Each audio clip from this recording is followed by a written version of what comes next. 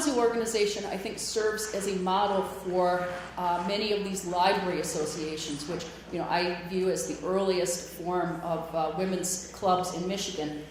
And I just have a few that I'm going to go through quickly. This is a little bit north of, well, it's basically between Kalamazoo and Grand Rapids. This is Wayland. And the little Henniker Library in Wayland started as a ladies' library association. And this one, there's a very clear connection to Kalamazoo because Julia Henniker split her time between Wayland and Kalamazoo. And so we know that she was familiar with the Ladies' Library Association in Kalamazoo. And when she passes away, she leaves money to have a Ladies' Library Association built. This group will eventually turn the building over to a public library. But when I was working on my dissertation 10, 12 years ago, the Library Association was still going, and they met in rooms at the library. This is kind of a dark picture, but this is Kalamazoo County in Schoolcraft, and this was a Ladies' Library Association that started in the 1870s, and this organization still thrives. I was at a program in the fall, and they open up their building for a number of activities. Again, going back to Allegan County, the little community of Otsego, this was a Ladies' Library Association that started again in the 1870s, and there's a sketch of what the building looked like at the time of its construction, and there's a view of what the building looks like now. It's the Alano Club. This organization actually made national news because in raising funds for their building, they sold kisses. And they put on a play called The Spanish Prince. And the women had the audacity to appear in public wearing tights in this play. And all of this made its way to the National Police Gazette, which is kind of the scandal newspaper of the 19th century. So in the adjacent community of Plainwell, this is their Ladies' Library Association building. And this building still exists. And in fact, in the Otsego and the Plainwell groups, neither of the organizations exist, but the buildings are still there. This was at one point a dentist office, and now it's a private home. Richland in Kalamazoo County started its life as a Ladies' Library Association. Now again, it's an organization that no longer exists, but the building is still there, and the building is used for the public library.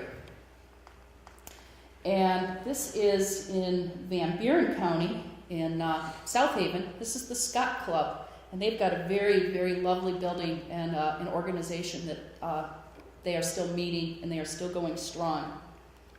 So with these Ladies' Library Associations, I found between 1850 and 1900, I found over 100 of them that existed in Michigan. And I can generalize I guess very briefly, they seem to have a few different evolutions that they would follow. Some of them, once the public library came into being, essentially felt that their purpose had been fulfilled, and they weren't needed anymore. So they would, in many instances, turn over funds, turn over books, turn over buildings to the public library. That's what happened in the case of Richland. That's what happened in the case of Otsego. In other instances, some of the leadership of the Ladies' Library Association actually evolved into the leadership in the library, and that's what happened in Plainwell, that many of the leadership in the Ladies' Library Association, they became the first members of the library board. Some of these organizations, they continue to have an emphasis on literacy or reading or member services, but some of them actually evolved into what I would call a true women's organization. And I would put the Kalamazoo group into that category, probably the Scott Club in South Haven.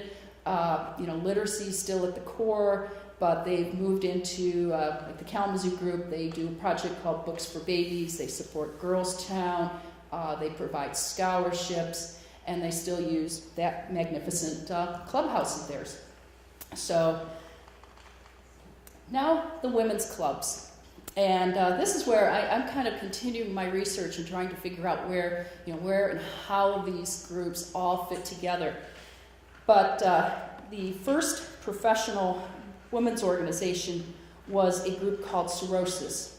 And it was established by a woman. I'll spend a little more time talking about Jane Cunningham Coley, although her pen name was Jenny June.